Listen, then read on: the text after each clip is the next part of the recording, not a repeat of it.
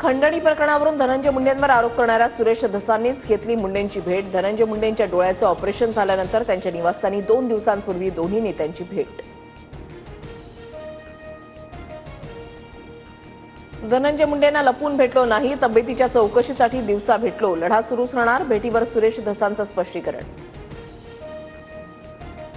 सुरेश धस, धनंजय मुंडे आणि मी 4.5 तास सोबत होतो, मतभेद असतील तर दूर करा असं सांगितलं। धस मुंडेंच्या दुसऱ्या भेटीची माहिती बावनकुळेंनी दिली। 15 ते 20 दिवसांपूर्वी चंद्रशेखर बावनकुळेंनी जेवणासाठी बोलावलं होतं, त्या ठिकाणी धनंजय मुंडे अचानक आले, आमच्यामध्ये अर्धा तास चर्चा झाली, माघार घेणार नसल्याचं सांगितलं। सुरेश धसांकडून दुसऱ्या भेटीवरही स्पष्टीकरण।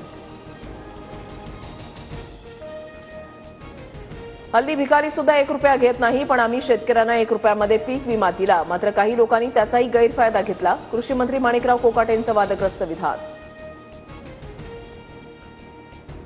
नाशिक दौऱ्यावेळी उपमुख्यमंत्री शिंदेंच्या सुरक्षेत चूक, हेलिपॅडवर ड्रोन उडवणाऱ्याला पोलिसांनी ताब्यात घेतलं। विनापरवानगी ड्रोन उडवल्याप्रकरणी एकाला ताब्यात घेतलं। महाकुंभमेळ्यात मुख्यमंत्री फडणवीसांचं सहकुटुंब स्नान, प्रयागराज इथे मुख्यमंत्री फडणवीसांनी सपत्नीक आरती केली।